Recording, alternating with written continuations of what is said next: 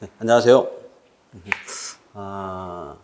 네, 유기학, 일반학하고 유기학까지 같이 포함해서 저희가 심화과정 진행하게 될 조성민입니다. 반갑고요. 아마 보셔서 아시겠지만 책에 대한 순서가 조금은 바뀌었어요. 아마 제가 기본 강의 때 했던 거는 책의 기반이 줌달입니다. 이 줌달도 사실 굉장히 유명한 화학책인데, 줌달로 하게 되면 제 생각에 아마 변리사 10문항이죠. 10문항 중에서 아마 줌달로 해결할 수 있는 문항이 몇 문항이 될까요? 제 생각에는 많아도 한 6문항, 5문항 정도 되지 않을까 생각해요. 그러니까 어쩔 수 없이 저희가 기본 과정이 있었으면 심화도 필요할 수밖에 없는데, 심화 과정에 일단 기반되는 책은 책 순서가 아마 옥스토비 기반입니다. 옥스토비라고 해서 일반하게 사실 그 양대 산맥이에요. 보통 기본 과정은 줌달이 많고요. 조금 더 심화된 과정은 아마 옥스토비라고 하는 책이 좀 더 많이 들어있을 거고, 유기화학은 맥머리 기반입니다. 맥머리라고 하는 분의 기반이라서 사실 저희가 변리사를 준비하면서 이 세 개의 책을 다 구비하기는 힘드실 것 같아요. 라고 해서 최대한 그냥 저희 그 책자 자체에다가 필기하시면서 진행하시면 될 것 같고요. 책은 오늘만 해도 저희가 아마 일부가 다 끝나지 않을까 생각해요. 라고 해서 저희가 지금 심화 과정에 해당하는 부분은 이미 기본 과정이 어느 정도 좀 그래도 돼 있겠지라고 하는 가정을 하겠습니다. 혹시라도 제가 누락되고 지나가면 그냥 편하게 말씀을 주세요. 조금 더 설명이 필요하거나 아니면 다른 예제가 필요하시다라고 하면 반영하겠습니다. 인강에 계신 분들은 이렇게 따로 Q&A 하시면 될 것 같고, 라고 해서. 네, 앞쪽은 제 생각에는 조금 빨리 지나갈 겁니다. 분명히. 근데 요 앞에까지는 비슷하지만 아마 전이금속과 베이창물은 보통의 일반학 책이라면 뒷부분에 있습니다. 아마 저희 기본 과정에서는 제일 마지막 챕터 아니었나? 라고 할 수도 있어요. 그래서 챕터의 순서는 조금씩 다를 수 있습니다. 예. 자, 근데 물질의 상태와 용액은 같아요. 기체, 액체, 고체, 상전이 용액으로 되어 있고요. 이 책의 주안점은 여기로 보시면 돼요. 3부를 보시면 돼요. 그래서 화학에 보통 킬로문항이라고 한다는 게 해마다 한 문항, 많게는 두 문항 정도가 나오게 되어 있는데, 실제로 아시겠지만 킬로문항이라고 하는 게 굉장히 어려운 문항이라기보다는 시간이 많이 들어가요. 시간. 그래서 화학에는 정성적인 문항이 있고 정량적인 문항이 있습니다. 그래서 당연하겠죠. 정성적인 문항을 먼저 푸셔야 돼요. 그죠? OX 퀴즈 정도로 풀 수 있는 문항이 있는데 계산하실 필요 없잖아요. 라고 해서. 근데 여기는 계산이 많이 들어갑니다. 라고 해서 이 책의 목표는 사실 평형을 뚫는 게 목표예요. 그래서 평형 안에 연력학과 열화학이 포함되어 있고, 그 다음에 이 안에 이제 화학평형이 다 포함되어 있을 거예요. 까지 해서 이 부분이 아마 조금 더 이제 이 책에 좀 특화되어 있는 심화 부분이 될 거고요. 속도론은 일반적인 화학과는 속도론과 그다음에 핵화학도 역시 속도론에 들어갈 거예요, 여러분. 기본 과정 들으셨으면 알 텐데 핵화학은 딱 제 목표 2개밖에 없습니다. 속도론 1차 속도식 하나 있고 또 하나 있나요? 핵화학은 핵반응식 쓰실 수 있어야 돼요. 그 정도만 하시면 변리사 코스에서는 여기는 누락되는 게 없지 않을까. 네, 그리고 유기화학으로 들어가서는 두 문항 나옵니다. 두 문항. 그래서 때에 따라서는 한 문항은 그냥 유기 구조하고 입체화학 중에 하나가 나오고요. 반응이 나오진 않습니다. 예. 그리고 또 하나는 유기 구조 분석이 나오죠. 그래서 보통 NMR이 나온다든가 또는 IR 또는 MES가 나오기도 해요. 그래서 두 문항이 목표가 될 텐데, 그냥 간단하게 말씀드리면 유기학은 다 맞추셔야 돼요, 사실은. 유기학이 그렇게 크게 어렵게 느껴지는 건 접근성은 어렵습니다. 분명. 근데 여기는 시간이 많이 안 걸려요. 시간이 많이 안 걸리기 때문에 반드시 풀어야 할 문항이다라고 볼 수 있습니다. 차라리 이 화학 중에서 정말 어려울 수 있는 평형 계산에 해당하는 것. 최근에 몇 번에 나오나요? 네, 순서가 좀 나쁘죠. 1, 2, 3번에 나옵니다. 이제 1번, 2번, 3번 영역에서 나오는 그 영역이 어려울 수 있는 문항들의 평형이 포함되어 있어요. 어렵다는 건 시간이라 그랬습니다. 시간이 들어가 있고, 유기학은 그 안에 포함되어 있는데 그렇게 크게 오히려 어렵지 않다라고 보실 수 있어서, 물론 구조 분석에 해당하는 것들은 몇 가지 암기가 들어가야 합니다. 알코올의 피크라든가 카복실산의 피크를 모르시면 사실은 못 풀죠. 라고 하니까 보는 안목만 좀 느끼시면 이거는 한 문항 챙겨갈 수 있지 않을까. 유기 전체 두 문항을 가져갈 수 있지 않을까라고 보시면 되겠습니다. 이 출제율에 해당하는 건 제가 기본 과정에 다 설명을 드렸어요. 그래서 몇 문항씩 나온다라고 하는 것도 잠깐 참조하시면 될 것 같고요. 당연히 평형에서 가장 많이 나온다라고 보실 수 있을 것 같아요. 네, 저희의 첫 과정으로 가도록 하겠습니다. 사실 첫 과정이 그렇게 크게 어렵진 않을 텐데, 그래도 한번 기본부터 쭉 실어 나가는 과정처럼 보도록 할게요. 네, 첫 과정이 화학식하고 화학 반응식으로 되어 있는데, 이거는 사실 줌달에 있는 과정이에요. 줌달에 있는 거고, 뭐 따로 옥수수에서는 이런 과정이 꾸며져 있지는 않습니다. 근데 화학 전반적으로 필요한 거라서 당연히 단위 차원 분석하셔야 됩니다. 단위 차원 분석. 뭐 예를 들자면 아마 그런 꼴이 되지 않을까요? 어떤 물질의 질량이 나와 있는데 질량을 누구로 바꾸셔야 돼요? 뭐 부피로 바꾸셔야 돼요. 질량을 부피로 바꾼다면 그 아래 필요한 단위 인자가 있죠. 그죠? 단위 인자. 아마 질량을 부피로 바로 바꿀 수 있는 것도 있습니다. 누가 있나요? 질량을 부피로 바로 바꾸려면 밀도가 있으면 되겠죠. 그죠? 밀도가 주어져 있다면 아마 질량과 부피를 바로 매개할 수 있어요. 그죠? 둘이 뭐 하시면 돼요? 둘이 아마도 D분의 W 나눠주시면 D분의 W 하면 그대로 부피가 되지 않을까라고 할 수 있습니다.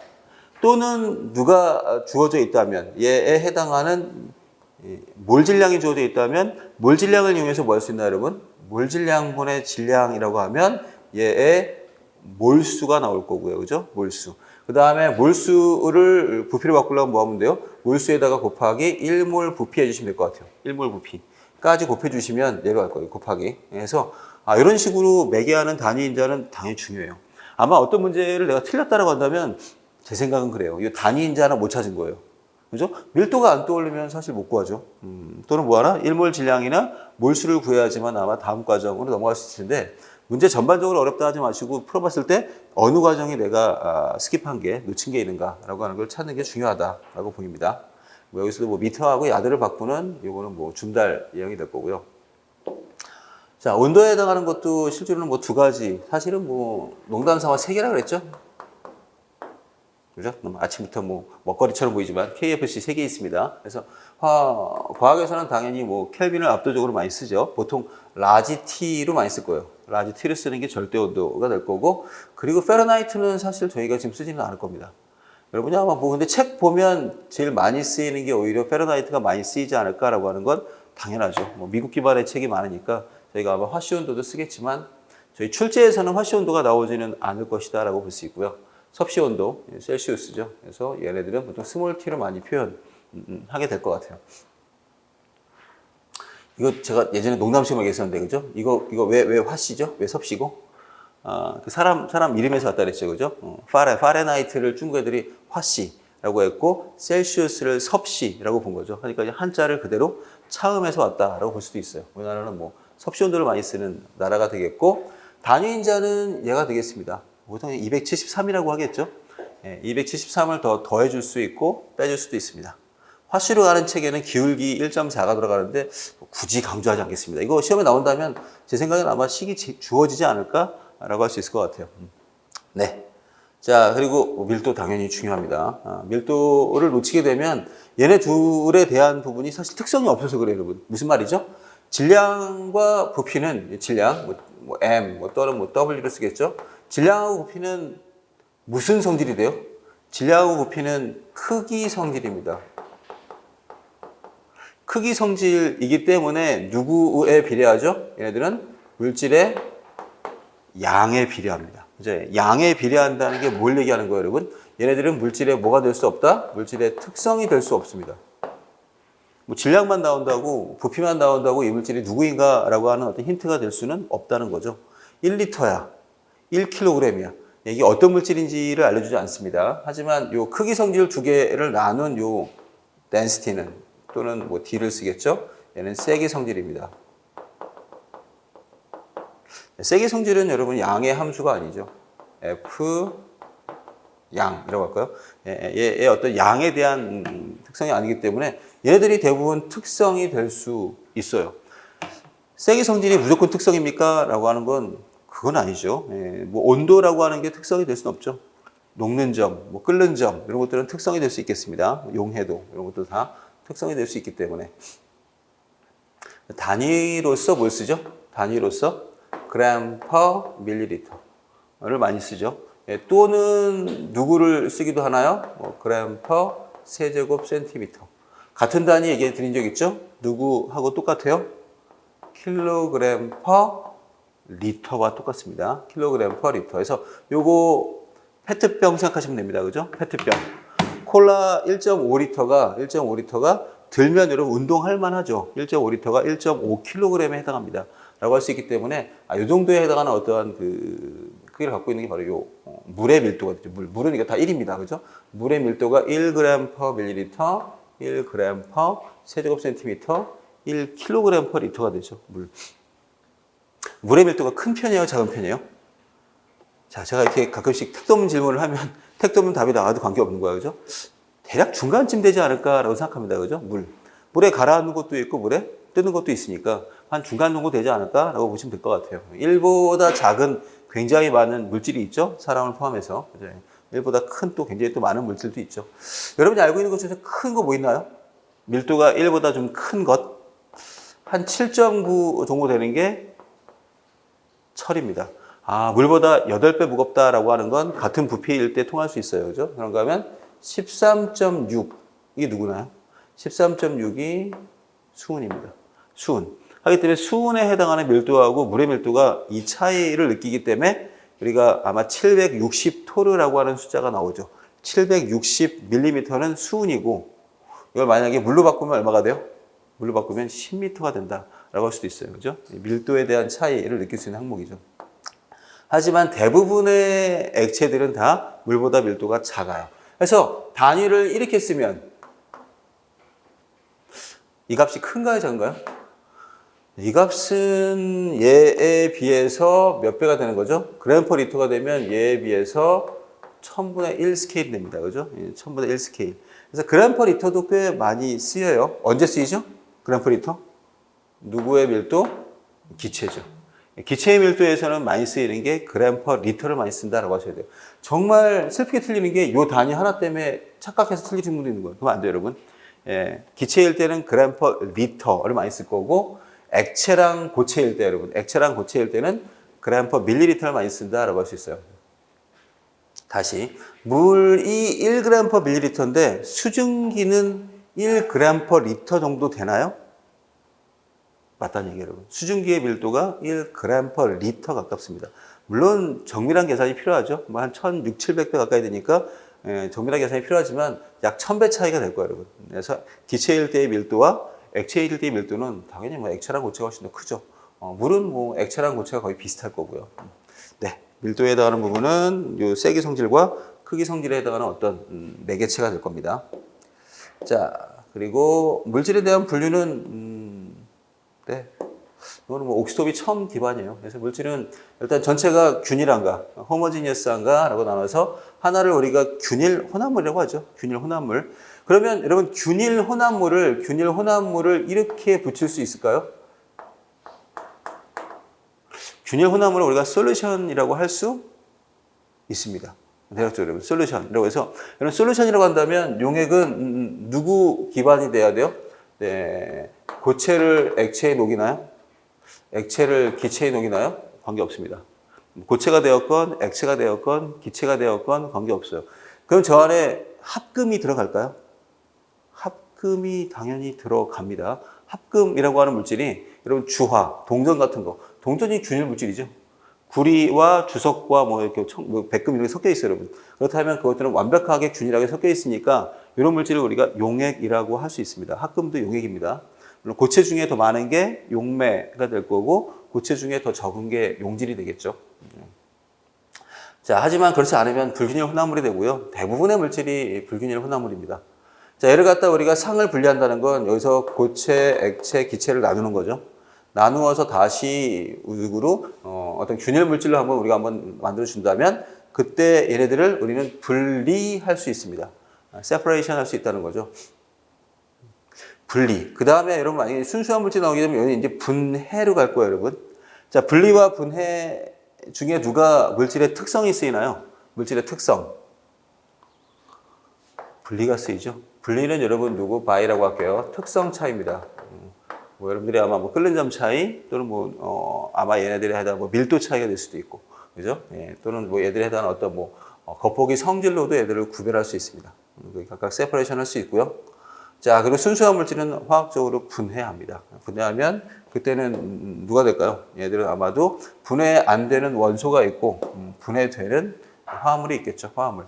화합물들을 다시 분해하면 당연히 원소 쪽으로 갈 수 있을 것 같아요. 네.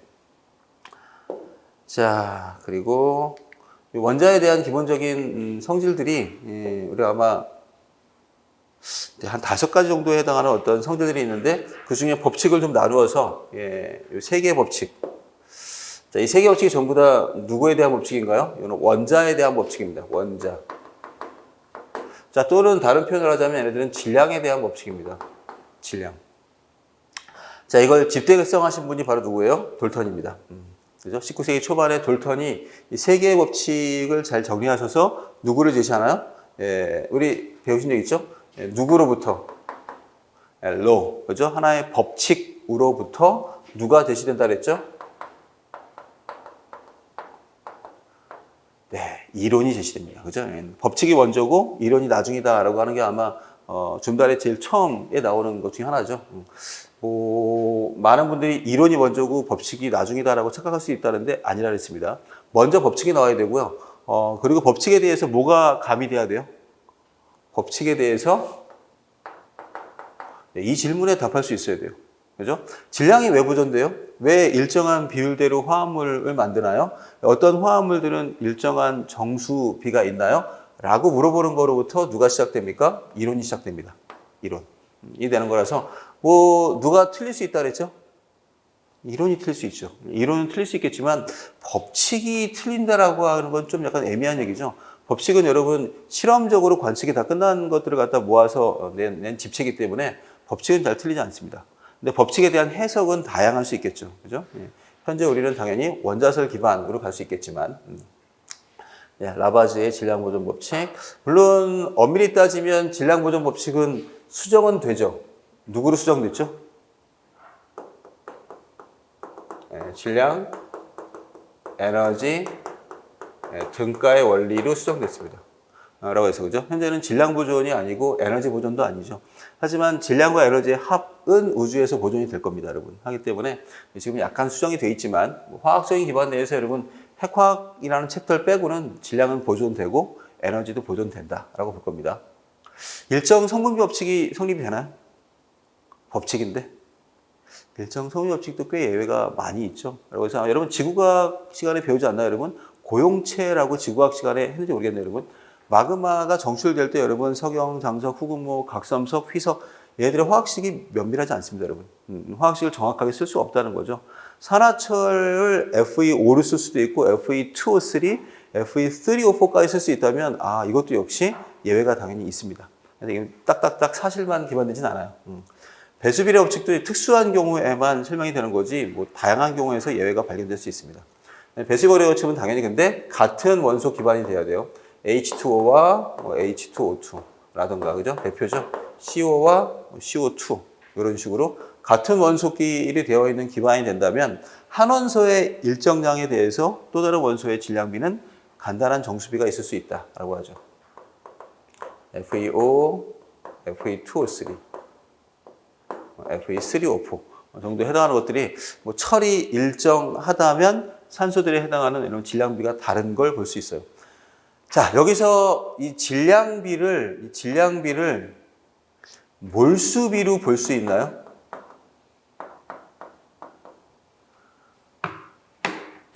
자, 돌턴이 얘기한 여기서 철의 일정한 질량에 대해서 결합한 산소의 질량은 간단한 정수비가 있어요 라고 할 수 있죠. 요거 철을 전부 6으로 통일시키면 보이죠? 그죠? 철의 질량을 다 6으로 통일시키면 산소의 질량이 6이 될 거고 얘는 3, 4, 0, 9인가요? 6대 9대 8이 되죠. 요거 얘기한 거예요, 여러분. 6대 9대 8이 바로 여기서의 배수비례 법칙이 됩니다. 이거는 지금 몰수비를 얘기한 게 맞습니다. 그죠? 물론 이때부터 몰수에 대한 얘기를 하진 않았어요, 여러분. 돌턴은 몰에 대한 기반을 몰랐으니까. 하지만 질량에 대한 기반이 여러분 질량비하고 몰비는 같을 경우가 있습니다. 언제 똑같아요? 같은 원소로 출발되어 있으면 같은 거죠. 철의 질량과 철의 몰수비는 당연히 같습니다. 산소의 질량비와 산소의 몰수비도 똑같습니다. 철하고 산소의 질량비하고 몰수비는 전혀 관계없습니다. 그죠? 그래서 같은 원소로 되어 있으면 둘이 같아요. 우리는 질량비라고 써놨지만 여러분들은 누굴 계산하고 있어요? 맞아요. 몰비를 계산하고 있습니다. 그죠? 몇 몰 대 몇 몰 대 몇 몰로 반응하는가라고 하는 것들을 볼 수 있죠. 이걸 집대성해 주신 분이 바로 돌턴이 됩니다. 그죠? 돌턴의 원자설이라고 할 수 있겠죠. 여기서 질량보존 법칙을 설명하기 위해서는 몇 번 가설이 필요한가요? 질량보존 법칙. 네, 그 전까지는 원소에 대한 개념만 얘기했었는데, 원소. 이상한 여담이지만, 제 딸이 강추하는 영화 이름이 이거였었어요. 예, 예. 뭐지? 엘레멘탈인가? 라고 하는 영화죠. 아마 제가 보지 않았지만, 뻔하면 안 되겠죠. 그죠? 예, 아마 이 영화 아닐까 생각해요. 서양 애들은 아직도 뭐에 대한 기반이 많아요? 이거 기반이 많죠? 사원소설. 물론 음양오행설도 있죠. 그죠? 음양오행설도 여러분 동양 기반이다 할 수 있겠지만 요일이 일단 7개가 있으니까 똑같이 되는 것들. 사원소설로 아마 기반된 영화가 아닐까라고 생각해요. 엘리멘트라고 하는 거 들어간 거 보니까. 그죠? 예. 그래서 아마 얘들 다 모이면 또 뭔가 또 만들겠죠. 그래서 원소에 대한 얘기는 서양의 역사에서 굉장히 긴 역사가 있어요. 그죠? 예. 하지만 원자라고 하는 걸 도입함으로써 드디어 어떤가요? 원소를 이루고 있는 알갱이 개념을 준 거죠. 라고 하니까 돌턴의 이 가설은 사실 굉장히 신선한 어떤 이론의 접근이다라고 볼 수 있을 것 같아요. 맞습니다. 그래서 주어진 원소의 원자는 모두 똑같다. 즉 다르다도 있죠. 다른 원자끼리는 다르다라고 할 수 있는 거죠. 즉 누구하고 누가 달라요? 산소하고 탄소가 똑같을 리가 없겠죠. 예, 산소끼리는 똑같다. 생성, 소멸, 변화되지 않는다. 맞아요. 요 세 개 가지고 1번, 2번, 3번 가지고서 질량보존 법칙 성립합니다. 예, 질량보존.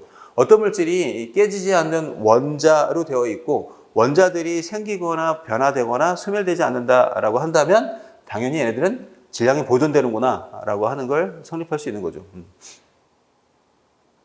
한편 이번에는 누굴 가지고 설명할 수 있나요? 사실 1, 2번은 같이 공통으로 되어 있다라고 할 수 있고요. 3번까지 필요한지 모르겠지만 1번, 2번, 4번 1번, 2번, 4번까지 가면 일정 성분비의 법칙을 성립하기 위해서 낸 가설이다라고 볼 수 있을 것 같아요. 화학 반응할 때 원자들이 뭐 하는가 하면 재편되는 반응이다라고 하는 것들 갖다 우리가 표현한 게 화학 변화다라고 하는 걸 보고서 원소들을 이루고 있는 질량비가 일정함을 설명한 것 같습니다. 현대적인 눈으로 보면 우리 기본 과정에서 했었는데 다 수정됩니다. 그죠? 네 가지가 전부 다 수정되어야 해요. 말로 넘기자면 실제로 뭐 하나요? 원자는 쪼개질 것이고, 그죠? 또 어떤가요? 원자는 동위원소가 발견되어 있기 때문에 같은 원자끼리 똑같지 않습니다. 라고 하는 것. 그리고 원자는 당연히 핵 생성, 핵 소멸, 핵 변환까지 되기 때문에 얘들은 뭐 할까요? 다 돼요. 현재는. 물론 핵 반응까지 가야겠죠.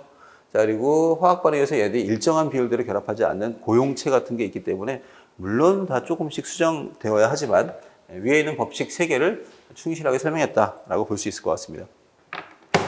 한편 이거와 달리 질량에 대한 법칙이 아니라 누가 있나요? 부피에 대한 법칙이 있죠. 부피는. 네, 2개의 법칙이 있네요. 하나는 기체 반응 법칙이고 또 하나는 아보가드로 법칙이라고 해야 되는데 이분이 사실 또 인정 못 받고 돌아가셔서 가설이라는 표현을 아직도 많이 쓰고 있지만 법칙으로 얘기해도 관계없습니다.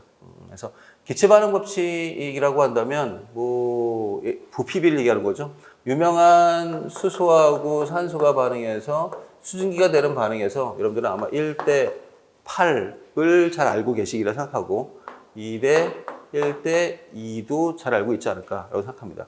물론 여기서의 9는 생략합니다, 여러분. 쓰지 않습니다. 1대 8 더하면 9가 될 테니까. 이게 일정 성분비 법칙이죠. 질량비. 아래쪽이 기체 반응 법칙입니다. 네, 결국 이렇게 넘어올 때 필요한 게 바로 누가 되나요, 여러분? 분자가 필요하죠. 분자에 대한 개념이 없이는 뭐 할 수가 없는가 하면 원자의 개념으로만은 부피비를 설명할 수가 없다는 한계점을 만들게 될 겁니다, 여러분. 그래서 기체 반응 법칙을 설명하기 위한 가설이 아보가드로 분자설이 될 거고요. 참고로 아보가드로 법칙도 따로 있죠. 아보가드로 법칙. 밑에 있는 게 하나의 법칙이에요, 여러분. 뭐가 되어 있나요? 기체 분자는 같은 온도랑 압력에서 같은 부피에 같은 개수가 들어갑니다. 즉 부피분의 입자수가 뭐하다는 거죠? 일정하다 라고 하는 가설을 도입함으로써 이제는 기체 반응 법칙까지도 설명이 가능했다라고 보입니다. STP 많이 쓰죠? STP. STP에서 1몰 부피가 얼마예요? 22.4리터. 될 거고, 상온에서는 보통 이게 좀 바뀌죠. 보통 많이 쓰이는 숫자는 얼마로 많이 바뀌나요? 한 24 정도로 많이 바뀝니다. 그죠? 24.5리터. 보통 이거는 한 25도씨 정도에서. 그래서 우리 숫자는 아마 24도 많이 쓰이고 또는 그냥 문자로도 많이 써서 표현할 것 같습니다. 이거는 뭐 샤르르 법칙에 의해서 부피가 바뀔 수도 있겠죠. 자, 이런 원자들이 어떻게 발견되었는가라고 하는 것들이 다음 페이지에 있는 원자의 물리적 구조죠. 전자의 발견은 유명한 톰슨의 음극선 실험을 통해서 발견이 됐습니다.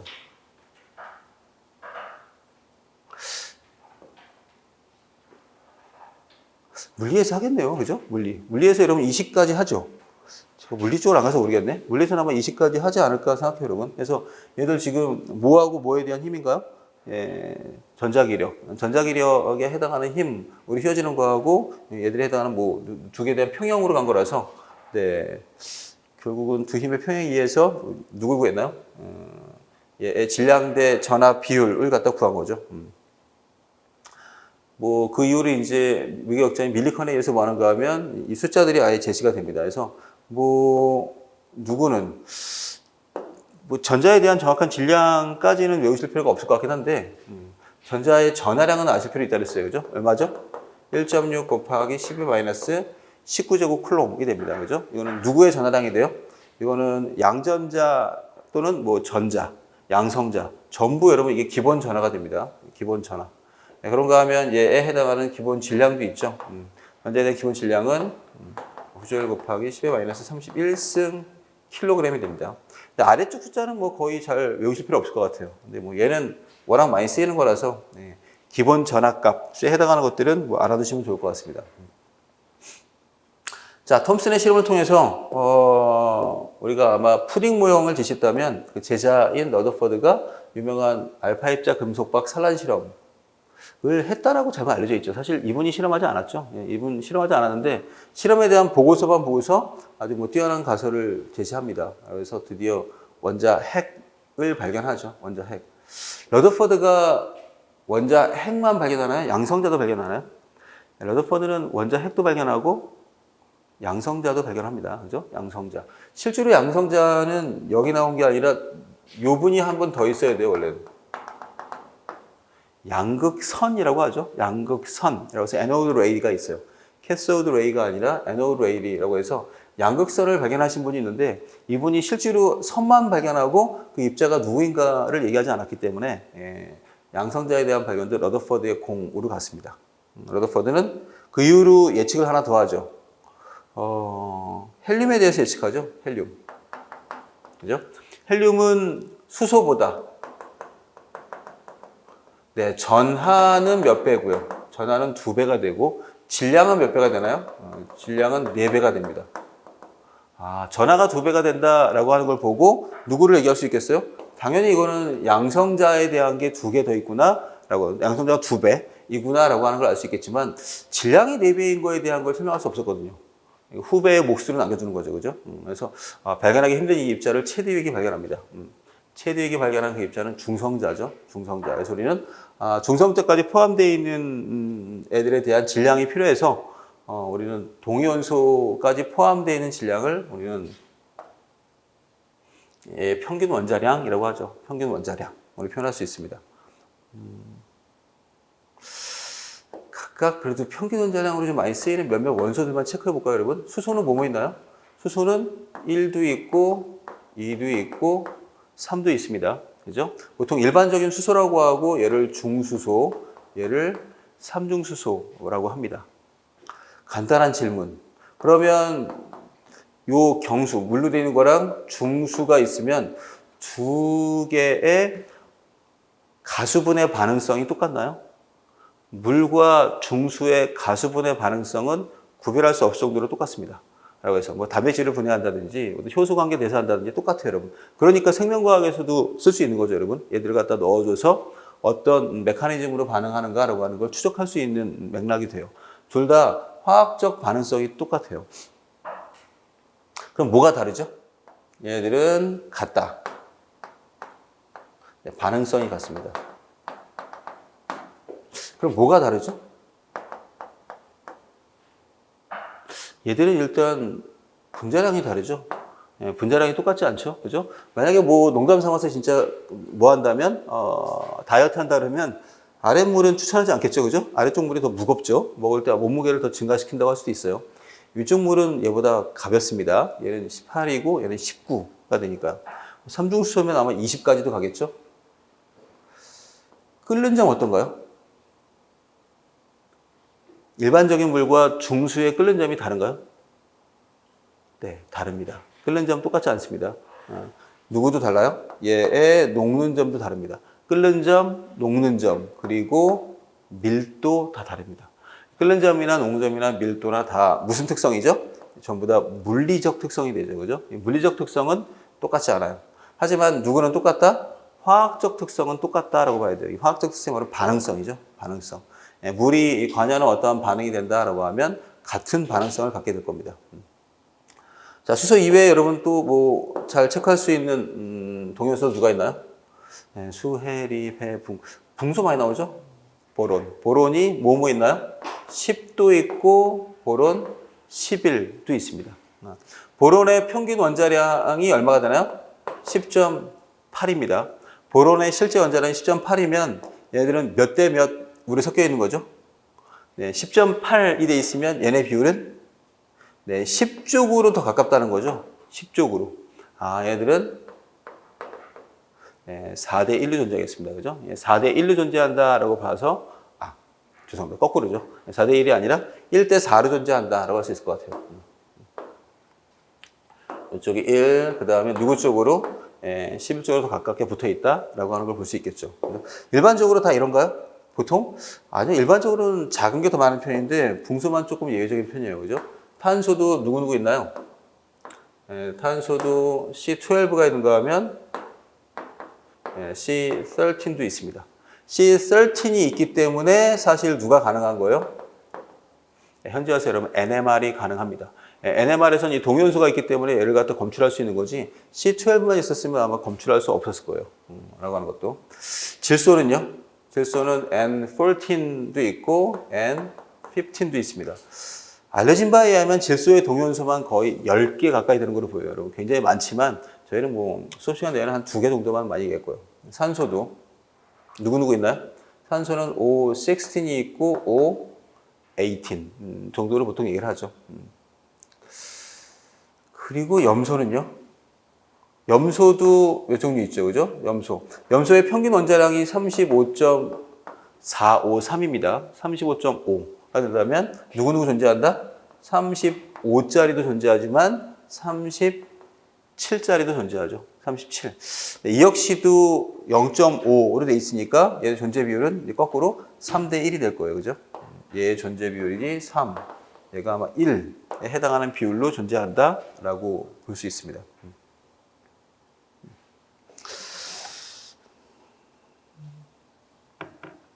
자, 동위원소에 대한 각각 스펙트럼을 좀 봤고요. 자, 실제로 얘네들의 질량을 측정하는 대표적인 기구가 이 질량 분석기가 되죠. 질량 분석기. 자, 여기 네온 20짜리가 있고 네온 22짜리가 있어요, 여러분. 두 개의 네온을 갖다가 동시에 기체로 일단 기체를 만들어야 돼요. 얘도 다 기체로 되어 있는 거죠.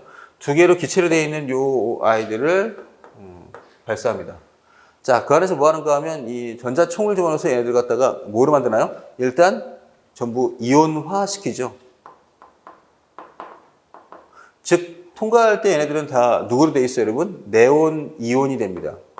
네온의 양이온이 돼 있을 거예요, 여러분. 요 네온의 양이온들이 요 누구에서? 전자기장에서 휘어집니다. 전자기장에서 휘는 것들에 대한 생각하면 여러분들 아마 여기 누가 N극이고 누가 S극인가도 아마 알 수 있지 않을까라고 생각해요. 뭐 보통 플레밍의 왼손 법칙을 쓰겠죠? 플레밍의 왼손 법칙을 써서 엄지에 대한 방향을 보면 이렇게 휘는 걸 볼 수 있을 거예요, 여러분. 그죠? 휘어나갈 때 누가 B 슬릿을 통과하는 게 있고 A 슬릿을 통과하는 게 있죠. 자, B 슬릿 통과하는 애가 뭐 하는 거예요, 여러분? B를 통과하는 애가 좀 더 질량이 작은 애죠. 질량이 작은 애가 B 슬릿을 통과하고 A 슬릿을 통과하는 애가 누가 되나요, 여러분? 질량이 더 큰 입자다라고 볼 수 있습니다. 라고 해서 얘들은 지금 누구로서 비교할 수 있는 거죠, 여러분? 얘네가 받는 원심력에 대한 것들이죠. 그죠? 원심력에 대한 것들이 질량이 더 큰 애들이 뭐 하는가 하면 아무래도 관성이 더 크기 때문에 더 먼 쪽 슬릿을 통과한다라고 볼 수 있어서 얘네들을 구별할 수 있습니다. 자, 그러면 아마도 뭐 할 수 있는가 하면 다양한 입자들에 해당하는 질량들을 갖다 우리가 질량 분석기로 얘들의 비율이 얼마 정도 섞여 있는가라고 하는 걸 뭐 산출할 수 있고 평균 원자량으로 갈 수도 있겠죠. 자, 현대는 뭐 주사터널 현미경을 통해서도 뭐 할 수 있다 그랬나요? 원자 하나하나에 해당하는 어떠한 모습을 보는 시대다라고도 볼 수 있을 것 같아요. 네, 이 안에 뭐 벤젠 정도에 해당하는 어떠한 모습마저도 뭐 하는가 하면 현재는 이 현미경을 통해서 관측 가능한 시대다라고 볼 수 있습니다. 네.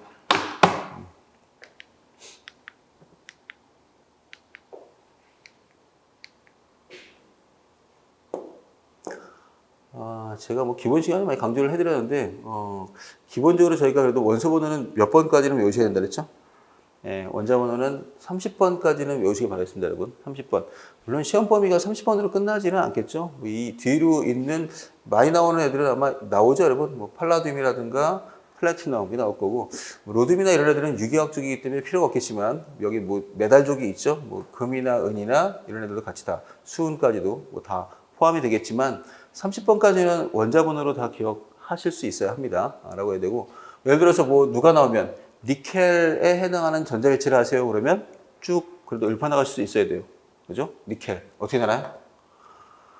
위에서부터 읽는다 그랬습니다. 위에서부터. 니켈의 전자배치는 제일 위에 두 개 있죠. 1s2까지 가서 끝나죠. 그리고 ES2. 쭉 읽어나가는 거죠. ES2, EP6. EP6가 되고 넘어가서 3s2, 3p6. 그리고 4s2 먼저죠. 4s2, 3d 넘어가는 거죠. 그래서 3d8까지 채워지면 아마 니켈이 될 거예요, 여러분. 그래서 모든 원소가 다 마찬가지라고 했어요, 여러분. 주기율표에 이미 뭐가 있는가 하면 얘들의 순서가 다 정해져 있죠. 그러니까 주기율표가 이렇게 직사각형이 아니라 삐뚤빼뚤 잘려 있는 건 전자 배치에서 훨씬 더 표현이 편하기 때문이다라고 볼 수 있습니다. 그래서 3D8짜리들이 주로 하는 배위 화합물이 누가 되나요? 3D8짜리가 주로 하는 배위 화합물들이 맞아요. 보통 평면사각형이 많이 됩니다. 그죠? 평면사각형. 누구죠? 니켈, 팔라듐, 플래티넘. 그 중에 현저하게 사각형이 누구였죠? 기본 때 했던 것도 다시 한번 심한테 또 할 거예요, 여러분. 하겠지만, 현저하게 사각형은 플래티넘이죠. 그죠? 플래티넘이 뭐 하는가 하면, 현저하게 사각형을 잘 만듭니다. 물론, 니켈하고 팔라듐도 4배위 착화합물에서 사각형을 꽤 잘 만드는 편이다. 라고 볼 수 있어요. 이제 구리로 넘어가게 되면 그때는 사면체, 아연도 사면체로 많이 갈 거고요. 그죠? 앞쪽에 있는 요 애들은 크로뮴, 망가니스, 철, 코발트는 전부 누구로 많이 되나요? 팔면체. 팔면체에 해당하는 어떠한 착물을 형성합니다. 라고 본 적이 있죠. 그래서 요 화합물들의 원소기호는 원소기호뿐만 아니라 원자 번호까지 반드시 아셔야 돼요. 그래야지만 전자배치 할 수 있으니까 갈륨에서부터는 뭐 그렇게 크게 중요하지는 않지 않을까라고 생각합니다. 하지만 뭐 이런 면에 대한 건 가능하다 그랬죠. 누가 돼버리면 만약에 갈륨에 수소가 붙으면 몇 개 붙어요? 이런 것들은 하실 수 있어야 된다 그랬습니다. 왜죠? 그럼 갈륨이 수소 몇 개 붙이나요? 네, 아마 당연히 3개 붙일 겁니다. 왜 3개 붙이죠? 그거는 몰라요. 하지만 갈륨의 제일 꼭대기에 누가 있어요? 보론이 있죠? 붕소. 얘네들은 제일 꼭대기에 대표가 있거든. 붕소에 H를 붙이면 몇 개 붙어요? 3개 붙습니다. 이걸 알 수 있다면 이 13족에 해당하는 애들이 전부 다 몇 개씩 결합되는가라고 하는 것들을 갖다 우리가 알아낼 수 있는 거죠. 비슷한 얘기. 주석에다가 여러분 산소를 붙여요. 주석에 산소 붙이면 몇 개 붙겠어요? 네, 아마 약간 다양하지만 그래도 2개 붙을 겁니다. 주석에 산소는 아마 2개 붙지 않을까라고 볼 수 있는 건 주석의 제일 위에 누가 있어요? 탄소가 있죠. 탄소도 역시 산소랑 붙으면 몇 개 붙어요, 여러분? CO2가 되니까, 그죠? CO2, SiO2, GeO2, SnO2 이런 식이 되는 거죠. CO2가 될 수 있기 때문에 각각에 해당하는 애들이 어떠한 식에 대한 결합수를 가다요? 라고 하는 것들에 도움이 됩니다. 셀레늄이 있다면 셀레늄은 아마 G가 몇 개 들어가야 돼요? 당연히 2개 들어가겠죠. 누가 있으니까 여기 H2O가 있죠. H2O. 그래서 여러분 각각 제일 꼭대기에 있는 애들이 다 뭐가 되는가 하면 요 각 족의 주인공이 됩니다. 그죠? 자, 1족 수소 빼고 뭐라 그래요? 수소 빼고 뭐 유명한 알칼리 메탈이라고 하죠. 그죠? 알칼리 금속이라고 합니다. 알칼리가 더 큰 얘기인가요? 베이스가 더 큰 얘기인가요? 더 큰 말은 베이스입니다. 베이스라고 하는 것들이 더 큰 뜻이 돼요. 그래서 알칼리는 누구에 속하는 말이 돼요? 베이스에 속하는 말이 돼요. 베이스를 우리말로 하면 염기가 됩니다. 그럼 알칼리를 우리말로 하면 뭐가 돼요? 알칼리를 우리말로 하면 굳이 하나 더 붙을 것 같아요. 누구로? 수용성 염기가 돼야 돼요, 여러분. 수용성 염기라고 해서 여기 있는 것들 다 물에 들어가면 폭발적으로 반응할 거예요, 여러분. 리튬, 소디움, 포타슘, 루비디움이 될 거고요. 자, 베릴륨, 마그네슘, 칼슘, 스론튬, 바륨까지 알라고 했습니다, 여러분. 바륨. 뭐 라듐이 나올 리는 없으니까 요 베마카, 그 다음에 스바까지 다 기억하셔야 돼요. 전부 알칼리 얼스 메탈이 됩니다. 누구? 알칼리 토금속. 아마 지구의 지각을 이루고 있는 금속 중에 꽤 있어요. 그래서 이름이 알칼리 토금속이다라고 할 수 있고요. 네, 보통 11조까지 이야기하기도 하지만 요즘은 그냥 12조까지도 많이 얘기하는 것 같아요. 그죠? 12조까지 다 합쳐서 전이금속이라고 합니다. 그죠? 전이금속이라고 해서 3족부터 12조까지가 전이금속이다라고 포함될 거고요. 전이금속이다라고 하지만 얘들도 결합수가 정해져 있죠. 그죠? 왜? KMnO4라고 쓸 거고요. V2O5가 될 수 있고요. 그죠? K2CR2O7이라든가 OSO4가 돼요, 여러분. 자, 얘네들도 실제로 뭐 하나, 여러분? 전이금속의 뜻이 뭐예요, 여러분? 트랜지션 메탈이니까 전형적이지 않다는 거죠. 나머지가 전형 원소예요, 여러분. 전형 원소가 아니라 전이금속이니까 뭐 하겠어요, 여러분? 얘네들은 아마 결합수가 좀 버라이어티하지 않나라고 하는 건 맞지만 그럼에도 불구하고 얘네 마라듐 같은 경우는 어떤가요, 여러분? 그대로 5번째에 해당하거든요, 여러분. 여기 1, 2, 3, 4, 5. 5에 해당하는 거죠. 5족. 5족이니까 바나듐이 플러스 5가죠. 5족. 바나듐. 5족입니다. 그런가 하면 포타슘 펄망가네이트. 과망가니스산 포타슘이 돼버리면 망가니스가 어디 있어요, 여러분? 여기 있죠. 7족이죠. 망가니스가 7족이니까 망가니스의 산화수도 7이 됩니다. 그죠? 7. 자, 그 다음에 포타슘 다이크로메이트. 다이크로뮴산 포타슘. 중크로뮴산 칼륨이죠. 예, 다이크로뮴산 포타슘. 여기 크로뮴 있잖아요, 여러분. 6이죠? 맞아요. 6족입니다. 네. 오스뮴 찾기 힘들죠. 오스뮴이 여러분 유기화학에 나오는데 다행히도 여러분 유기 반응은 저희 시험 범위가 아니라서 그냥 시약 정도 될 거예요, 여러분. 여기 있습니다, 여러분. 오스뮴. 오스뮴 몇 쪽이에요? 8쪽이죠. 네, 오스뮴이 8쪽이니까 오스뮴 테트록사이드가 되는 얘도 8가가 되는 거죠. 그러니까 전이금속 내에서도 누가 중요하다? 족이 중요한 거죠. 족을 알고 있으면 이런 식으로 결합수를 예측할 때 상당히 유리합니다. 어떠한 식으로 결합할 수 있을까? 라고 하는 것들에 대한 아주 중요한 어떤 정보를 주는 거죠. 네. 이렇게 30번까지 다 해야 되고. 그 다음에 뭐, 3A족을 뭐라 그래요, 여러분? 13족을 우리는, 붕소족이 아니라 알루미늄족이라고 하죠. 알루미늄족. 붕소가 좀 덜 유명하다고 그랬어요, 여러분. 그래서 빼고, 그 다음부터는 그냥 위에 거. 탄소족, 질소족, 산소족이라고 하죠.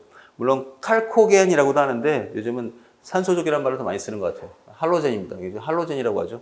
할로젠, 그리고 비활성 기체. 귀족 기체라고 써놨네요. 그죠? 노블 가스라고 하는 비활성 기체까지 있습니다. 비활성 기체는 진짜로 비활성인 기체가 누구예요, 근데? 지금 질문이 이상하지만. 아직까지 화합물이 발견되지 않은 것. 한 이 정도 될 것 같습니다, 여러분. 헬륨, 네온, 아르곤입니다. 헬륨하고 네온하고 아르곤은 현재까지 화합물이 그렇게 크게 유명하게 발견되지 않았어요. 진짜 뭐 이러지만 독고다이고 지네끼리만 노는 거죠. 아르곤이 최근에 와서 아주 강하게 반응시키면 누구랑 반응한다도 있지만 거의 드뭅니다, 여러분. 이 이후로는 반응성이 꽤 있습니다. 크랩톤이라든가 제논, 라돈 알아두셔야 돼요. 그죠? 얘들은 전부 다 누구랑 잘 반응하죠? 크랩톤, 제논, 라돈까지는 안 나오겠지만 크랩톤과 제논은 시험에 출제될 수 있어요, 여러분. 플로린과 반응합니다. 그리고 산소하고도 꽤 잘 반응을 하는 거로 알려져 있어요. 라고 해서 크립톤이 플로린과 반응하면 뭐 눈치챌 수 있겠죠, 여러분? 아마 8개 붙일 겁니다. 8개의 플로린을 붙일 수도 있고 제논도 플로린을 8개까지도 붙일 수 있어요, 여러분. 그래서 결합수가 8개로 늘어나는 거죠. 또는 산소랑 묶게 되면 아마 제논 테트록사이드가 될 수도 있어요. 제논은 산소하고 4개에 해당하는 어떠한 화합물을 형성할 수도 있습니다. 그래서 실제 이널트 가스는 뭐 아르곤까지는 뭐 완벽하게 비활성이 되겠지만 늘어나면 맞아요. 이제는 뭐 비활성이 중요한 게 아니라 확장된 옥테트도 가능하기 때문에 반응성이 꽤 있다라고 볼 수 있습니다. 네, 뭐 여기 다 담을 수가 없기 때문에 아래쪽 두 줄이 요 사이로 들어가야 되죠, 그죠? 이쪽 사이로 들어간 요 란탄과 악틴윤족에 들어갑니다. 란타나이드, 악티나이드가 들어가죠. 현재 주기율표에서 몇 번으로 끝나죠? 현재 주기율표는 118번으로 많이 끝나는 편이죠. 118번 오간에손까지 가 있습니다. 이 주기율표는 뭐 과거 주기율표라서 아직 명명이 정확히 안 돼 있을 때를 얘기하고 있지만 지금은 여기까지 돼 있고 모르죠. 뭐 당연히 뭐 또 119번, 120번을 아마 또 새로 발명하고 있겠죠. 점점점 늘어나지 않을까. 제 강의를 쭉 들으신 분이라면 여기서 아마 제가 예전에 한번 냈던 퀴즈가 있었는데 기억하시려나? 혹시 아시는 분이 있나? 여기 나라 이름 몇 개 있죠? 주기율표 안에 나라 이름이 5개 있습니다. 5개를 다 하시는 분 있으면 제가 밥을 사겠습니다. 여기 5개의 나라 이름 중에 하나라도 기억하신 거 있어요? 뭐뭐 있죠? 주기율표 안에 여러분 많잖아요, 여러분. 행성 이름도 있고요, 그죠? 예, 이거 다 행성 이름이죠. 우라늄, 유레뉴스, 넵튠, 플루토는 다 행성에서 온 거죠. 천왕성, 해왕성, 명왕성에서 온 거고.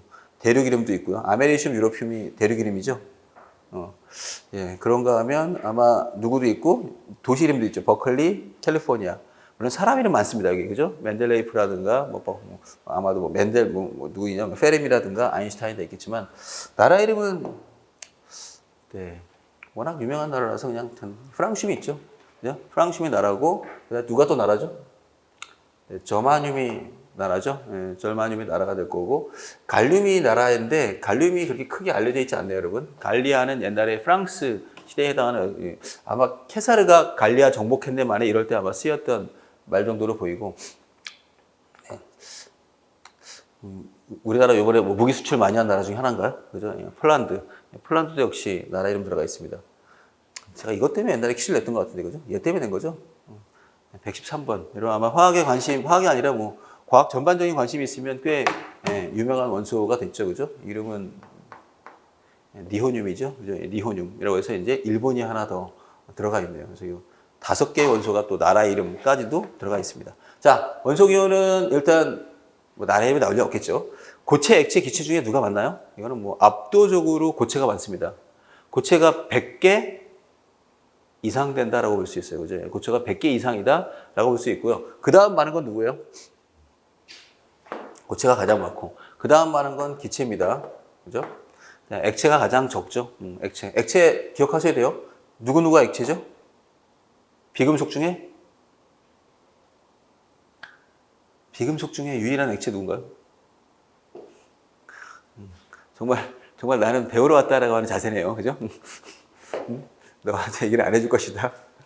비금속 중에 액체 기억하셔야 됩니다, 여러분. 예, 액체입니다.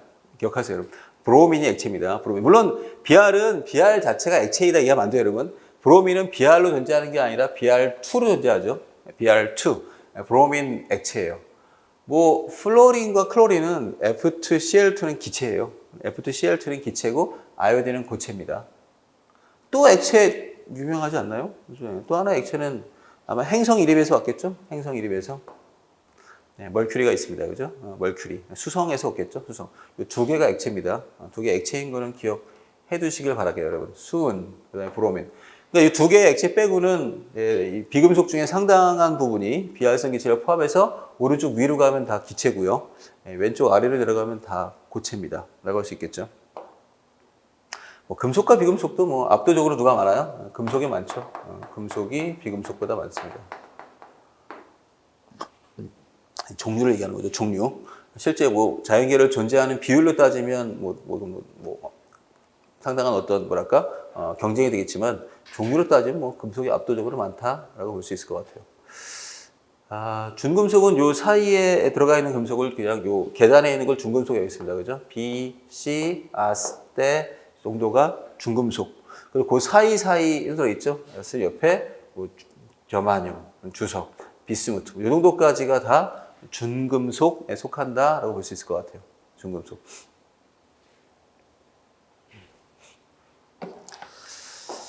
네. 자, 그럼 들어가서 화학결합에 해당하는 종류 좀 보면, 결합은 몇 가지 있나요? 결합은 세 가지 있습니다. 네, 세 가지 결합이 대표죠. 물론 이거 말고 여러분이 하나 더 알고 있는 결합을 얘기하라면 배위결합도 있겠지만,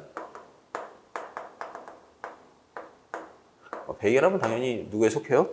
공유결합에 속합니다. 그죠? 배위 공유결합이다라고 할 거라서 공유결합에 속할 거고요. 결합은 이온결합, 금속결합까지 세 가지 종류에 해당하는 결합이 있습니다. 나누는 기준은 명확하게 하자면 사실 뭐로 돼야 돼요? 네, 이거는 전기음성도로 나눠야 됩니다. 그죠? 전기음성도 차이. 얼마죠? 전기음성도 차이가 얼마 이상 되면 이온결합이에요? 일렉트로 네거티비티의 차이가 일반적으로 1.7. 1.7 이상 되면 보통 이온결합으로 간주합니다. 이온결합.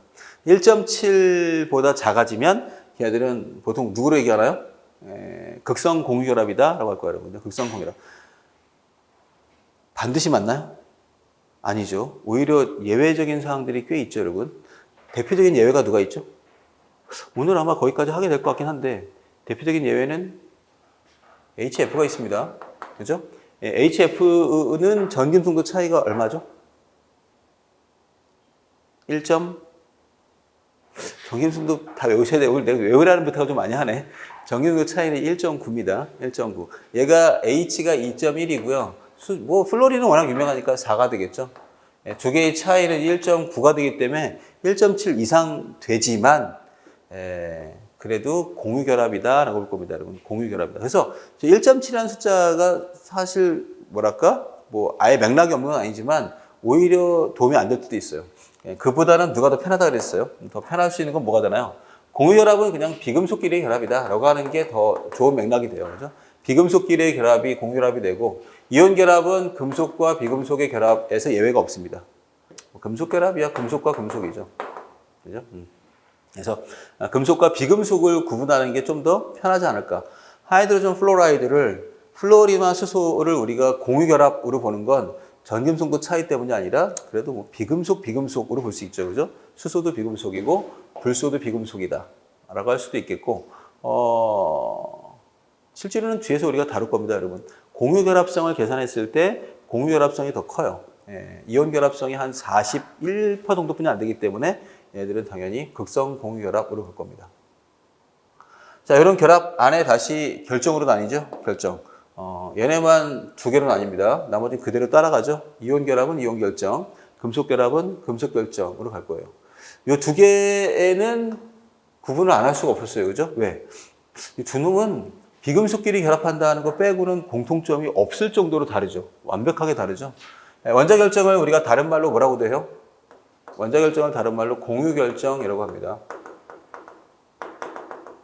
네, 이 원자결정 또는 공유결정은 뭐 매우 높죠. 그죠? 끊는 점의 옹점이 매우 높다라고 할 수 있고 분자결정은 또 매우 낮다라고 볼 수 있기 때문에 이 차이가 아주 뭐 크게 벌어집니다. 이온결정하고 금속결정은 누가 더 녹는점이 높아요? 이온결정, 금속결정 이런 거는 맞아요. 질문하는 게 아니에요, 여러분. 알 수 없어요, 여러분. 이온결정이 더 높은 것도 있고 금속결정이 더 높은 것도 있어요. 여러분 머릿속에 생각했을 때 이온결정 중에서 녹는점이 가장 크다라고 하면 누가 생각나나요? 이온결정 중에서 녹는점이 가장 높은 애? 뭐 대표적인 애가 아마 얘가 아닐까 생각합니다, 여러분. MgO라고 하는 게 아마 우리가 가장 높은 녹는점 한 3000도에 육박합니다. 라고 할 수 있는 어떤 부분이 될 거고요. 금속 결정 중에서도 굉장히 높은 애라고 한다면 뭐 텅스텐 같은 애도 거의 3000도 가까이 됩니다. 이런 애들은 사실 뭐 누가 더 높다라고 할 수 없어요, 여러분. 하지만 이온 결정 중에 여러분 또 가장 낮은 걸 생각해 보면 아마 이런 걸 생각해야 되지 않을까, 여러분? 세슘 아이오다이드, 아이오디나 세슘이라든가 아이오디나 프랑슘 농도되면 네, 저도 정확히 몇 도인지 모르겠네요. 근데 아마 50도에서 아마 그 사이쯤 되지 않을까? 굉장히 낮은 녹는점이죠. 그죠? 그냥 안 되겠고, 금속도 마찬가지죠. 금속 중에서 굉장히 낮은 녹는점을 따지자면 역시 뭐 세슘 같은 거 손 위에 올려놓으면 녹는다고 하죠. 라고 하니까 어떤가요? 기껏해야 한 3, 40도밖에 안 되는 것도 있어요. 이거는 뭐 비교할 수가 없다는 걸 얘기하는 거예요, 여러분. 물론 여러분들이 여기에 나와 있는 걸 보고서 누구는 누구끼리 이온 결정은 이온 결정끼리, 금속 결정은 금속 결정끼리 누가 더 높을까라고 하는 대략적인 예측은 필요합니다. 라고 하겠지만 정확하게 얘들을 구별할 수 없어요. 하지만 원자 결정은 따로 좀 외우셔야 됩니다. 원자 결정. 원자 결정을 외워야 되는 이유가 뭔가요? 네, 얼마 없기 때문이죠. 그죠? 원자 결정은 얼마 없어요, 여러분. 대신 분자 결정은 너무 많기 때문에 분자 결정을 일일이 외울 수 없습니다. 자, 뭐뭐 있나요? 그냥 탄소.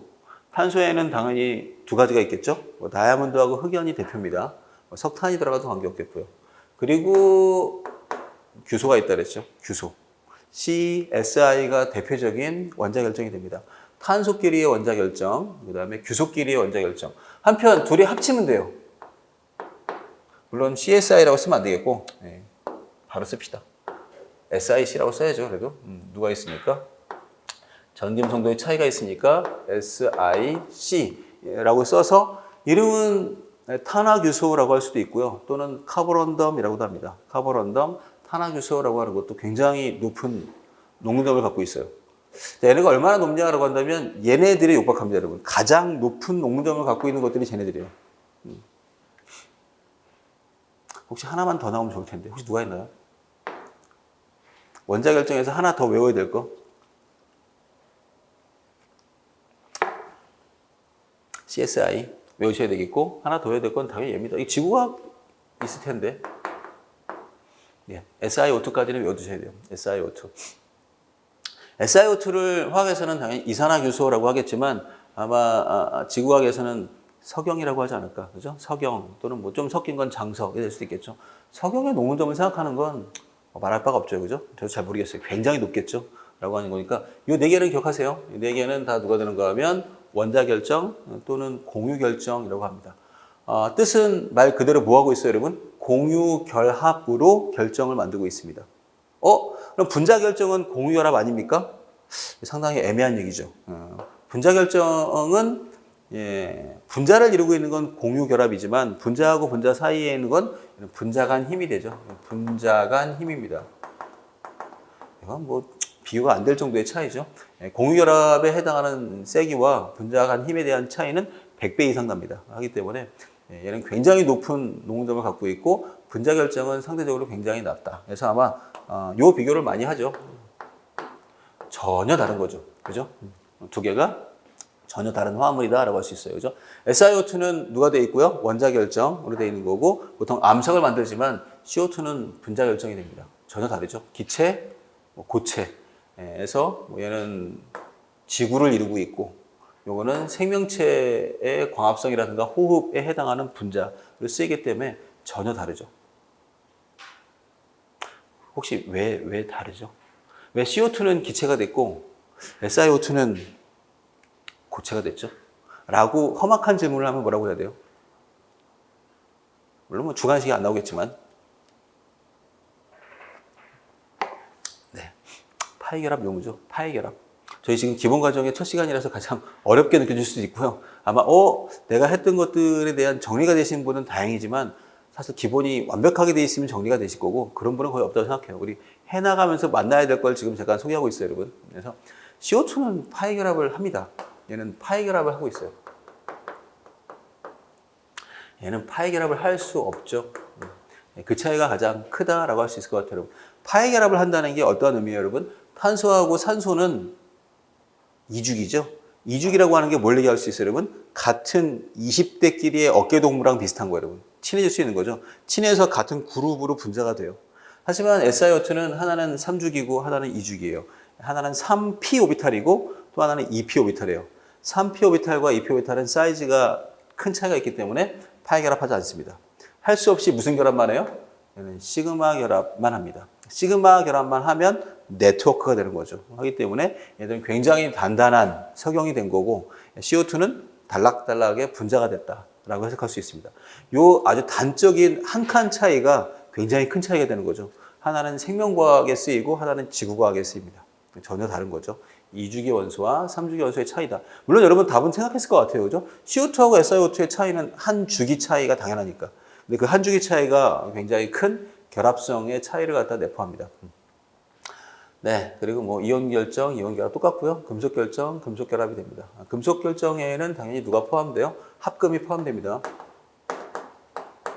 하기 때문에 철이 될 수 있죠. 철 그냥 철만 금속 결합인 거 당연해요. 하지만 철에다가 누굴 섞어요? 탄소를 섞을 수도 있죠. 철에 탄소가 들어가면 이거는 강철이 되겠죠. 강철이 될 수도 있고요. 그죠? 철에다가 또 다른 물질 들어갔다가 더 뭐 할까요? 섞어주겠죠. 그죠? 뭐 코발트라든가 뭐 니켈이라든가 이거 전부 금속 결합입니다. 네, 금속 결합을 할 때 어떠한 식으로 우리가 합금 만드는가라고 하는 것도 기본 과정에 잠깐 다루긴 했었어요, 여러분. 그래서 아마 치환형 합금도 있고 틈새형 합금도 있었죠. 이게 틈새형 합금이고요.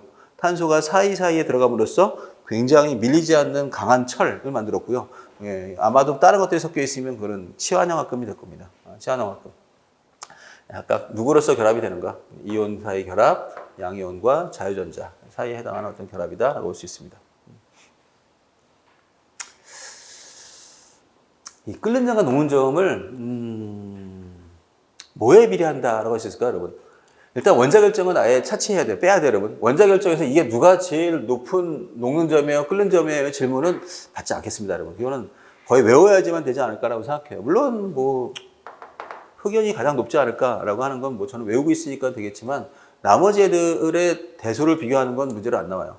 대신 얘네들의 끓는 점이나 녹는 점에 대한 경향은 일률적인 경향이 있죠. 사이즈가 커지면 끓는 점이나 녹는 점이 커져요? 작아져요? 네, 답하시면 안 됩니다. 그때그때 다르죠. 그죠? 그럼 분자 결정부터 가볼까요, 여러분? 분자 결정은 사이즈가 커지면 어떻게 돼요? 사이즈가 커지면 끓는 점, 녹는 점이 커집니다. 그죠? 더 커진다고 봐야겠죠. 분자 결정. 분자 결정 이거 빼볼게요, 여러분. 간단해요. F2, Cl2, Br2, I2를 비교합니다.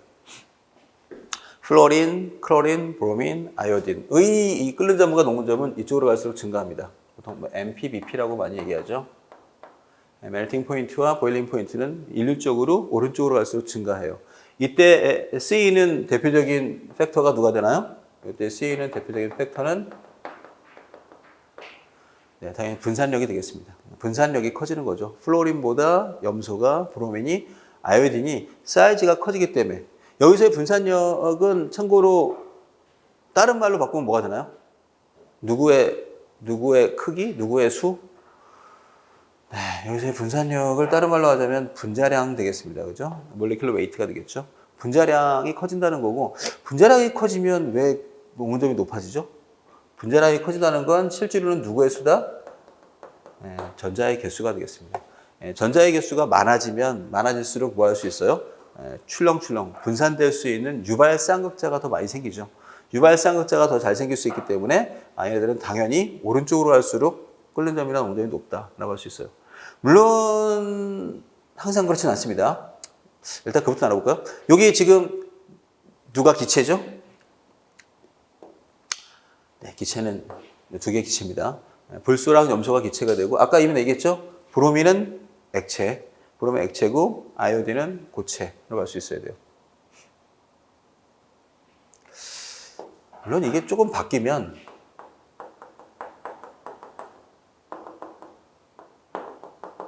네, 그때는 분산력만 얘기할 수 없어요. 그죠? 자, 시험에 나와도 풀 수 있어야 됩니다, 여러분. 누가 제일 끓는 점이 높죠? HF, HCl, HBr, HI. 끓는 점이 제일 높은 건? 네, 사지선다행이죠. HF가 제일 높습니다. 그죠? 이때는, 제일 가벼운 놈이 끓는 점이 제일 높죠. 그죠? 여러분 머릿속에 지금 떠오르는 단어가 있겠죠? 수소결합입니다. 그죠? 수소결합 때문에 뭐 하는가 하면 플로리나 수소가 가장 끓는 점과 녹는 점이 높습니다. 라고 할 수 있어요. 물론, 그 다음부터는 예상대로 가요. 예상대로 간다는 건 뭘 얘기하는 거죠? 분산력.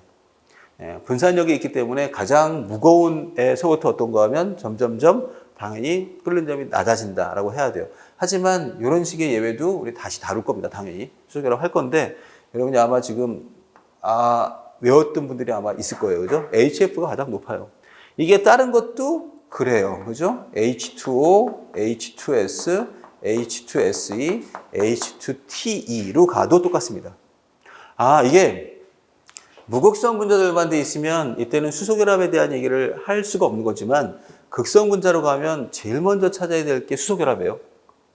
물론 나중에 우리 끓는 점에 대한 경향만 쭉 다르게 뽑아서 합시다 하겠지만 나오게 하면 이것도 역시 물이 제일 높겠죠. 물이 제일 높고 그리고 텔루르와 수소로 가야 돼요. 이런 식으로 역행하죠. 물론 여기서는 뭐 다 분산력이 됩니다. 그래서 자 다시 정리해 볼게요, 여러분. 분자 결정은 수소결합을 일단 차치하고 빼놓고 수소결합을 빼놓고 얘기하면 클수록 당연히 흘린력이 높아져요. 클수록 분산력이 커지니까. 자, 잘 생각해 보세요. 그럼 얘네들은요. 이온 결정과 금속 결정은 반지름이 커지면 더 커져요? 작아져요? 이온 결정과 금속 결정은 반지름이 커질수록 끓는 점이 낮아집니다. 그럼 반대죠. 그죠? 얘네들은 뭐 했어요, 여러분? 얘네들은 반지름이 커질수록 분자간임이 세지는 거고요. 얘는 아니에요. 얘는 반지름이 작을수록 당연하죠. 왜 더 유리하죠? 반지름이 작을수록 결합 길이가 짧아지니까. 그죠? 결합 길이가 짧아지니까 더 높은 농점이나 끓는 점을 갖고 있다라고 볼 수 있습니다. 자, 여기까지는 다 되신 것 같아서 잠깐 다 지워버려 다시 왔으면 얘네들 네. 분자 결정만 따지자면 분자 결정 지금 이겠죠? 누가 된다 그랬죠? 얘들은 갈수록 더 커집니다. 라고 하는 걸 볼 수 있어야 돼요.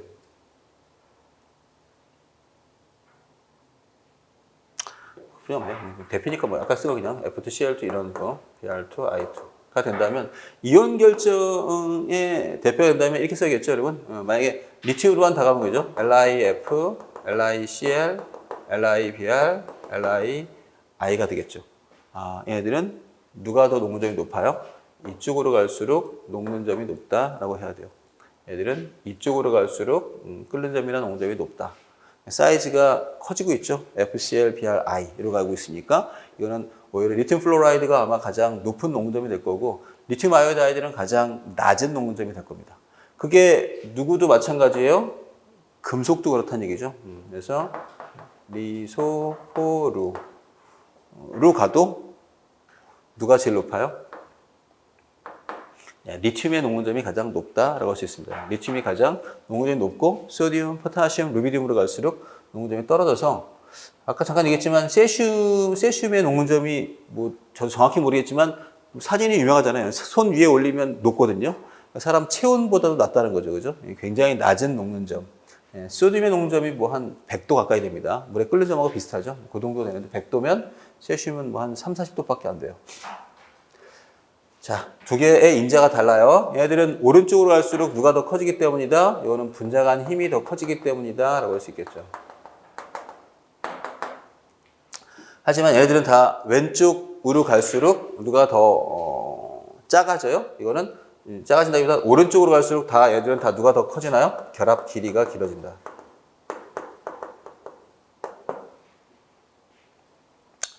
자, 저 왼쪽에 있는 공유결합 화합물들은 결합 길이에 대한 얘기를 하지 않았어요. 그죠? 근데 여기서는 결합 길이란 말이 나오네요. 그죠? 결합 길이.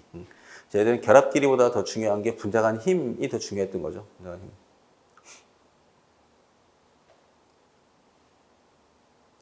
여기까지 했으면, 여기까지 공부하셨으면 이건 사실 저볼 때 화학 거의 지금 만점을 요구할 수도 있을 정도의 실미인데, 얘네들은 결합력이 어떻게 될까요? F2CL2, Br2I2의 결합력. 이 결합력은 분자 간 힘이 아니에요, 여러분. F하고 F 사이의 결합을 얘기하는 거죠. 저 분자 간 힘을 얘기하는 건 누굴 얘기하는 거죠? 분자 간 힘을 얘기하는 건 F하고 F가 있을 때 얘하고 또 다른 F하고 F. 이게 분자 간 힘이죠. 분자 간 힘을 얘기하는 거고 제가 다시 질문한 결합력은 이게 결합력입니다. 여기서 결합력은 아마 누가 제일 세다? 이거는 어렵네요. 근데 기본 과정이 아마 잠깐씩 나오죠. 얘가 최대가 될 겁니다, 여러분. CL2가 아마 결합력이 가장 높지 않을까라고 생각할 수 있습니다. F2가 생각보다 결합력이 작아요. 실제로 원리대로 하면 F2가 제일 세야 돼요. 왜? 가장 가까이 붙어 있으니까. F2, CL2, Br2, I2로 보셔야 돼요. 그래서 I2가 결합력이 가장 약하지 않을까라고 볼 수 있는데 I2하고 F2하고 별로 큰 차이 없을 거예요, 여러분. 왜죠? 저거는 MO에 나옵니다. MO. 우리 몰리큘러 오비탈 시어리라고 하는 그 MOT 있죠. 분자 오비탈 이론으로 가면 쟤네들을 우리 그 뭐 하기 시작하죠? 다 쌓기놀이 하시죠, 여러분. 뭐 파이 시그마 같이 쭉 쌓다 보면 F2에 해당하는 결합이 나올 거예요, 여러분. 근데 얘네들은 단일 결합으로 측정이 되고, 맞아. F가 너무 작은데 비공유 전자쌍이 무려 6개나 있는 거죠. 비공유 전자쌍 6개가 가까이 가서 아주 큰 반발력을 일으키기 때문에 얘네들은 실제로 생각보다 결합력이 세지 않습니다. 그래서 얘가 1등이 되진 않는다. 라고 하는 것들은 뭐 아주 뭐 예외적인, 좀 더 심화되어 있는 어떤 화학까지 가면 볼 수 있을 것 같아요. 네. 각각의 화학결합에 해당하는 어떤 종류들을 한번 쭉 나눠보았고요. 자, 마지막으로, 이 일장의 마지막은 뒤에 있는 한계 반응물 얘기가 있네요. 그죠?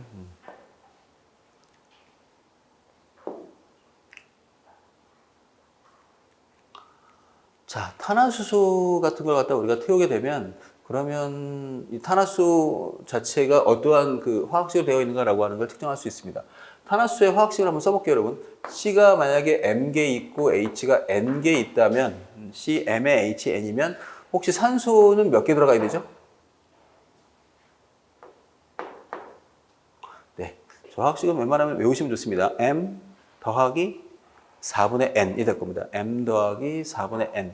왜 개가 될 수밖에 없나요? 여기 CO2가 나오고 H2O가 나올 텐데 C가 M개 있기 때문에 CO2는 당연히 M개 생겨요. H가 왼쪽에 N개 있기 때문에 N. 여기도 N으로 만들기 위해서 얘는 뭐 해야 돼요? 2분의 N 들어갈 겁니다. 그죠? 요거는 예상이 되시겠죠? C하고 H니까 최종적으로 산소를 계산하세요. 산소를 계산하시면 이쪽에 산소가 양쪽 다 2M씩 2M. 그래서 여기가 M이 들어가야 돼요. 2가 이미 있으니까.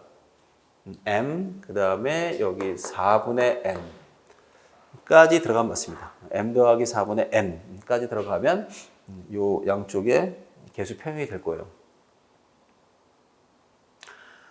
네, 탄화수를 갖다 이와 같이 태울 수 있을 거고요. 즉, 탄화수가 여러분 생각해보세요. 여러분, 얘가 만약에 C2에 H6가 있을 수 있지만 C2에 H4도 있고 C2에 H2와 같은 이런 단일 결합이 있는가 하면 이중 결합도 있고 삼중 결합도 있거든요. 각각에 대한 결합수의 수소 개수가 달라집니다. 수소 개수가 달라지면 유기화학적 용어로 불포화도가 증가합니다. 이 불포화도가 증가하면 당연히 산소에 대한 개수도 바뀔 수밖에 없어요. 자, 아무튼 근데 이런 애들 태웠을 때 우리는 얘들을 검출할 수 있죠. 이산화탄소를 검출하기 위해서 여기서는 조금 오버한 것 같아요. 이 정도까지면. 과염수산 마그네슘을 썼습니다, 여러분. 과염수산 마그네슘을 쓸 수 있겠지만 사실 더 많이 쓰는 대표적인 화합물은 여러분 일반적으로 얘 많이 쓰죠. 수산화소듐 많이 쓰겠습니다, 여러분. 수산화소듐이나 수산화포타슘 쓰면 CO2를 잘 흡수해요. 왜 흡수하죠?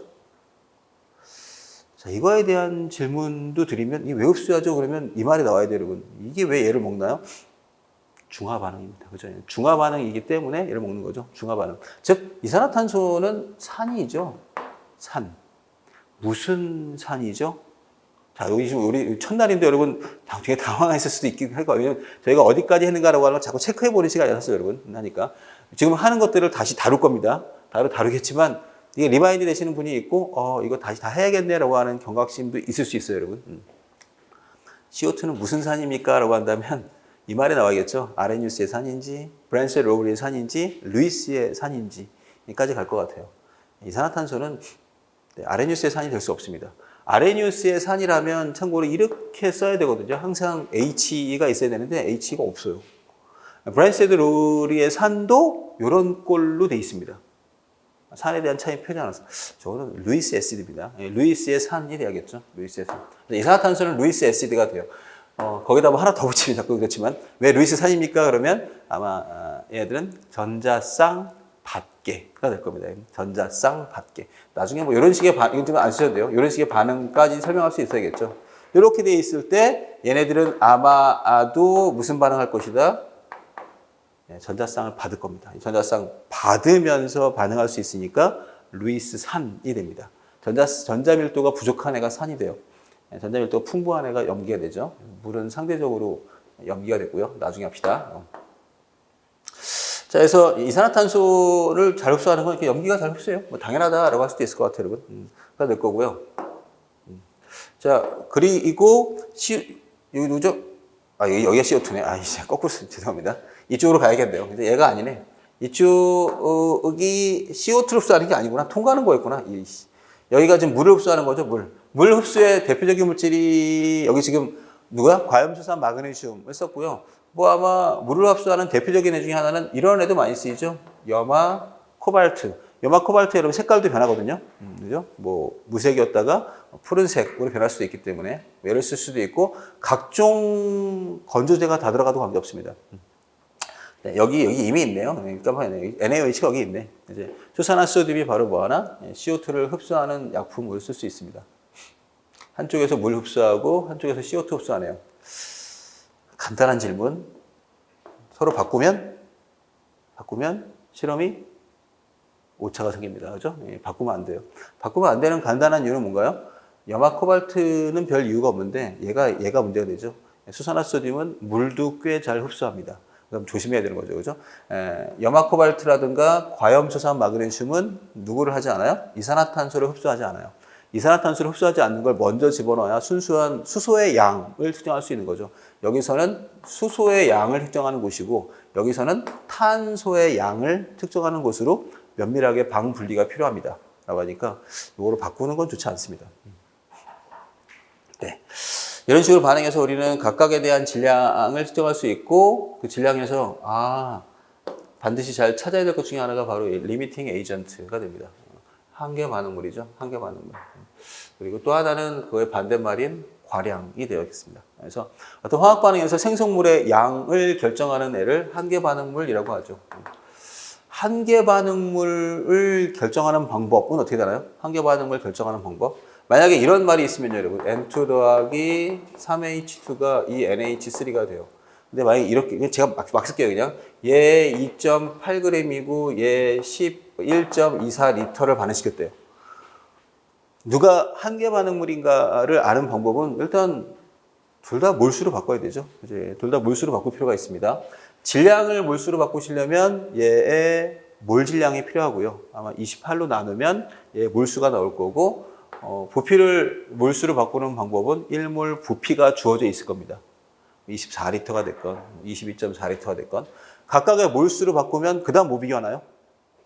몰수로 바꿨으면 얘네들의 몰수를 누구로 나눈다 그러나요? 개수로 나눕니다. 네, 개수분의 몰수를 비교합니다.